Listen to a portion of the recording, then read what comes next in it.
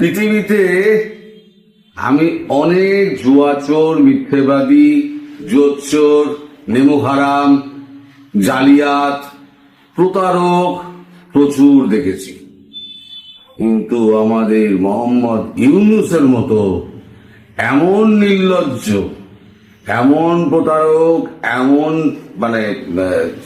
জোচ্চোর, তাকে মানে অভিধানের বাইরে এমন এমন সমস্ত কাজ উনি করে বেরিয়েছেন। এখন খুব চাপ, বিরাট চাপ। এখন এই চাপ থেকে মুক্তি পাওয়ার জন্য তিনি ছটফট করছেন। তিনি প্রথমে কি বলেছিলেন? ভারত হচ্ছে আমাদের 1 নম্বর শত্রু। ভারত যদি আমাদের ডিস্টার্ব করে তাহলে পরে ভারত ডিস্টার্ব হয়ে যাবে, আমরা ডিস্টেবিলাইজ করে দেবো। তারপর 7 সিস্টারের হুমকি আপনারা সবাই জানেন, সে ভিডিও জানেন। সম্প্রতি তিনি একটু উল্টো সুর গাইতে লেগেছেন।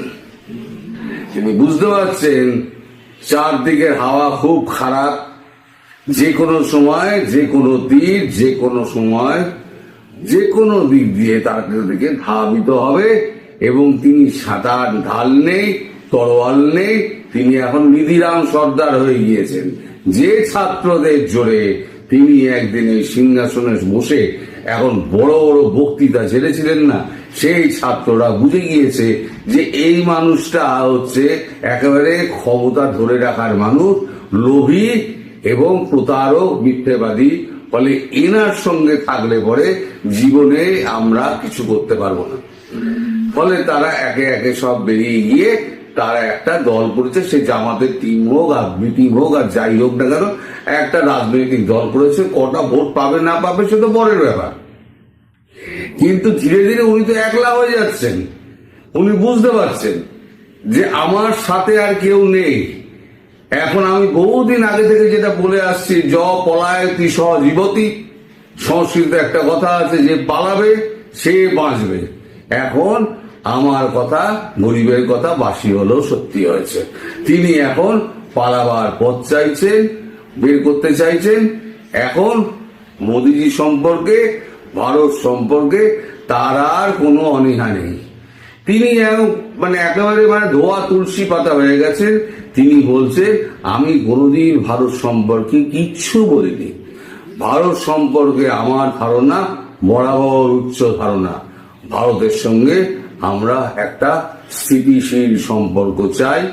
অথচ কিছুদিন আগে পর্যন্ত তিনি ভারত নিয়ে একেবারে বিষোদ্গার করেছিলেন। আমি 2-3টে ভিডিও পর পর এই মিথ্যেবাদীটার ভিডিও আমি আপনাকে জুড়ে দিচ্ছি, আপনারা দেখুন। তারপরেতে আমি দেখাবো যে উনি ভারত সম্পর্কে কি কি বলেছিলেন। উনি তো সব বলেন যে এগুলো হচ্ছে প্রচার, মিডিয়ার প্রচার, কিছু ভুল বোঝাবুঝি, কিছু মিডিয়ার প্রচার। তা ওনার যে মুখনিসৃত বাণীগুলো সমস্ত জায়গায় যে রেকর্ড হয়ে রয়েছে, সেগুলো উনি মুছবেন কি করে? সব তো সোশ্যাল মিডিয়া মারফত সব ছড়িয়ে গিয়েছে। উনি এখন ওনার কাছে যা আছে মালপত্র, সেগুলোকে সমস্ত উনি ডিলিট করতে শুরু করেছেন। কিন্তু যেগুলো ছড়িয়ে গিয়েছে লোকের মোবাইলে রয়েছে, আমাদের মোবাইলে রয়েছে, ওগুলোকে উনি ডিলিট করবেন কি করে? ওগুলো তো ডিলিট করতে পারবেন না। তাহলে এখন কি উপায়? এখন ভারতের শরণাপন্ন হন।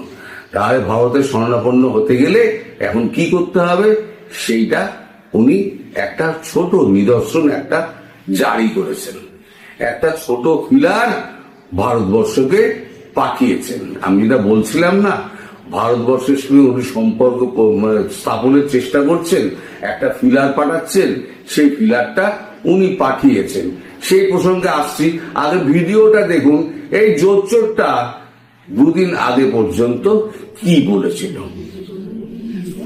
ভারত সম্পর্কে তার একটা উচ্চ ধারণা, ভারত সম্পর্কে তার একটা যে প্রশংসার যে সমস্ত বাণী, সেইগুলো এখন উনি কি বলছেন সেটা আগে দেখুন, পরে আমি দেখাবো উনি কি বলেছেন। ভারতের সাথে বাংলাদেশের সম্পর্কের একটি অবনতি দেখা গেছে। এখন দুই দেশের সম্পর্ক এখন কোন পর্যায়ে আছে? খুবই ভালো, আমাদের সম্পর্কের কোনো অবনতি হয় নাই। আমি যেভাবে ব্যাখ্যা করে এসেছি, আমাদের সম্পর্ক সবসময় ভালো থাকবে, এখনো ভালো আছে, ভবিষ্যতেও ভালো থাকবে। বাংলাদেশ ভারতের সম্পর্ক ভালো না থেকে উপায় নেই।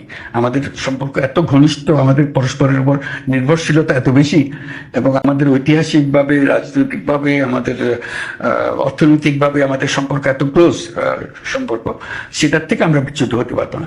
তবে মাঝখানে কিছু কিছু দ্বন্দ্ব দেখা দিয়েছে, আমি বলছি মেঘ দেখা দিয়েছে। এই মেঘগুলো মোটামুটি এসছে অপপ্রচার থেকে। অপপ্রচারের সূত্র কারা সেটা অন্যরা বিচার করবে, কিন্তু এই অপপ্রচারের ফলে আমাদের সঙ্গে একটা ভুল বোঝাবুঝি হয়ে গেছে। দুই পাশে দুই মহাশক্তি আমাদের, ভারত আর চীন, তারা দ্রুত গতিতে এগিয়ে যাবে। আমরা যেহেতু মাঝখানে আছি, আমাদেরকে ফেলে যেতে পারবে, তাদের বাতাসে আমরা উঠতে থাকবো। সেই থেকেই আমার বদ্ধমূল ধারণা বাংলাদেশের ভবিষ্যৎ অতি চমৎকার, তার অবস্থানের কারণে। তাহলে এগুলো হলো সমস্ত হচ্ছে মিডিয়ার প্রচার, উনি কিছু বলেননি। উনি বরাবরই এই সমস্ত ভালো ভালো কথা বলে গেছেন, তাই তো?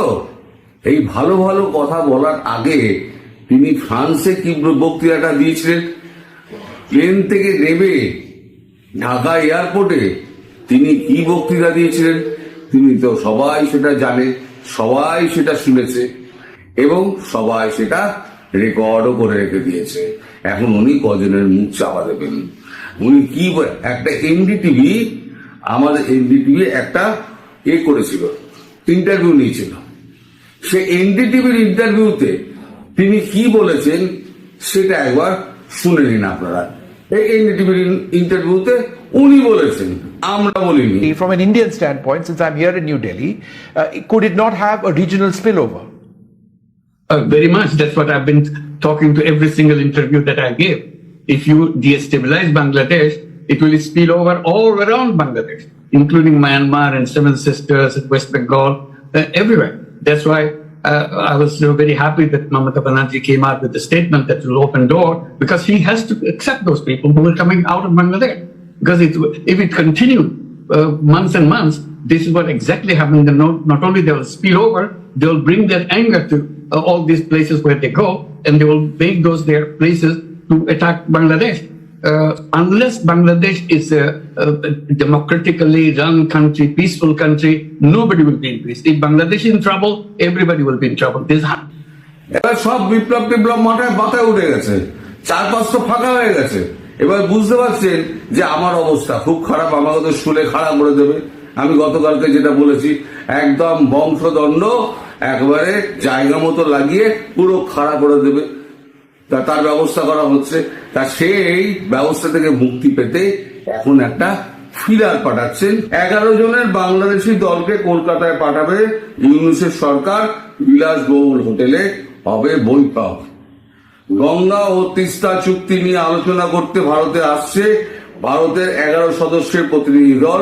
রিপোর্ট অনুযায়ী বাংলাদেশের সেচ মন্ত্রকের উচ্চ পর্যায়ের কর্মকর্তারা থাকবেন সেই দলে। সব মিলিয়ে ভারতের 5 দিনের সফরে আসছে বাংলাদেশি দলটি। এই সফরকালে কলকাতা এবং ফারাক্কাতে যাওয়ার কথা বাংলাদেশের দলটির। এই নিয়ে দিল্লি থেকে নবান্নকে বার্তা পাঠানো হয়েছে বলে জানা গিয়েছে। উল্লেখ্য, ভারত ও বাংলাদেশের মধ্যে 1996 সালে জল চুক্তি হয়েছিল। সেই সময় বাংলাদেশের প্রধানমন্ত্রী ছিলেন শেখ হাসিনা। এদিকে 2024 সালে ভারত সফরে এসেও গঙ্গা চুক্তি নিয়ে আলোচনা করে গিয়েছিলেন শেখ হাসিনা। এরপরে অবশ্য সেই দেশের মসনদে বসেছেন মোহাম্মদ ইউনূস। এই আবহে পরবর্তী সরকার এ ব্যাপারে কি অবস্থান নেয় তা নিয়ে কৌতূহল তৈরি হয়েছে। রিপোর্ট অনুযায়ী 3 মার্চ সোমবার বাংলাদেশের সেচ ও মন্ত্রকের প্রতিনিধি দল কলকাতায় পৌঁছানোর পর ওই দিনই ট্রেনে ফারাক্কা যাবে। 5 মার্চ তারা ফারাক্কার জল সংক্রান্ত পরিসংখ্যান খতিয়ে দেখবেন বলে দাবি করা হয়েছে। তার আগে 4 মার্চের কর্মসূচি অবশ্য এখনো চূড়ান্ত হয়নি। 6-7 মার্চ কলকাতার হায়াত হোটেলে 2 দেশের প্রতিনিধিদের বৈঠক হবে। এই যে বৈঠকটা না, এটা কিন্তু ভারতবর্ষ অনেক আগে একটা ঠিক করেছিল, তখন বাংলাদেশে তখন সবে সবে আমাদের ইউনূস সরকার তখন সবে সবে দায়িত্ব নিয়েছে। তখন বলেছিলেন না আমরা যাবো না, ভারতের কোলে আমরা বসুন না, ভারত আমাদের লয়া খেলতে চায়, আমরা বাংলাদেশকে ভারতের হাতে বিক্রি করব না। শেখ হাসিনা বিক্রি করে দিয়েছেন। ওই আওয়াজগুলো না গদিতে বসার বাইরে বলা যায়, গদিতে বসলে না তখন বোঝা যায় যে পার্শ্ববর্তী একটা বড় দেশের সঙ্গে সম্পর্ক রাখা কতটা জরুরি। এবার সেই তো বাংলাদেশের পায়ে বা বাংলাদেশকে ভারতের পায়ে এসে পড়তে হলো, তাহলে থুতু চাটতে হচ্ছে। তখন বলেছিলেন না আমরা যাব না, তাহলে আসছেন কেন? এখন তো আপনার টাকা হয়নি। আসলে ওই গঙ্গা চুক্তি ফুক্তি কোনো ব্যাপার নয়, ব্যাপারটা হচ্ছে ডক্টর ইউনূস একটা ফিলার পাঠিয়েছে বাংলাদেশের সরকারের হয়ে, একটা ফিলার পাঠিয়েছেন ভারত সরকারের কাছে যে ইউনূসের সঙ্গে একটা বৈঠক করা হোক এবং বৈঠকে সমস্ত সমাধান করে দিয়ে ইউনূসকে একটা ছাড়পত্র দেওয়া হোক, ডক্টর ইউনূস এখান থেকে পদত্যাগ করে উনি চলে যাবেন। পদত্যাগ করা ছাড়া ওনার কোনো গতি নেই এখনো পর্যন্ত, যা খবর আছে আমার কাছে, কিন্তু তাতে কিন্তু এরকম কোনো সম্ভাবনা দেখা যাচ্ছে না। ফলে উনি যে ফিলারটা পাঠিয়েছেন সেই ফিলারটা কিন্তু আদৌ গিয়ে পৌঁছাবেন। এখন আপনার শেখ হাসিনা তার সম্পর্কে অনেক বড় বড় কথা বলেছিলেন। শেখ হাসিনা সমস্ত বেছে দিয়েছেন ভারতবর্ষের কাছে। এখন আপনাদের চীন, পাকিস্তান, রাশিয়া, তুর্কি কোথায় গেল? কোথায় গেল? শেখ হাসিনা দুর্নীতি করেছেন? দুর্নীতি তো উনি করেননি, করলে তুই 8 মাস 7-8 মাসে তো আপনারা বের করে ফেলতেন একেবারে, তাকে শুলে চলানোর জন্য সব রেডি করে রেখে দিয়েছেন। তো দুর্নীতি একটা বার করতে পারেননি, অথচ দুর্নীতি করেছেন কে?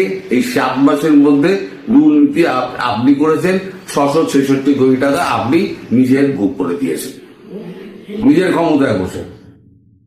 আচ্ছা, দ্বিতীয় হচ্ছে 5 বছরের জন্য সমস্ত করমুক্ত করে দিয়েছেন আপনার ব্যাংকে, গ্রামীণ ব্যাংকে করমুক্ত করে দিয়েছেন, আর সাধারণ মানুষকে বলছেন তোমরা কর দাও। বাহারে দুনিয়া। আপনার যে উপদেষ্টা মন্ডলী, আপনাদেরই সোশ্যাল মিডিয়ায় সমস্ত লিক হয়ে গিয়েছে, তারা কত বিটকয়েন কিনেছে, কত কোটি কোটি টাকার বিটকয়েন কিনেছে। তাহলে চোরটা কি হলো? 16 বছর ক্ষমতায় থেকে তার বিরুদ্ধে তো একটা প্রমাণ জোগাড় করতে পারলেন না।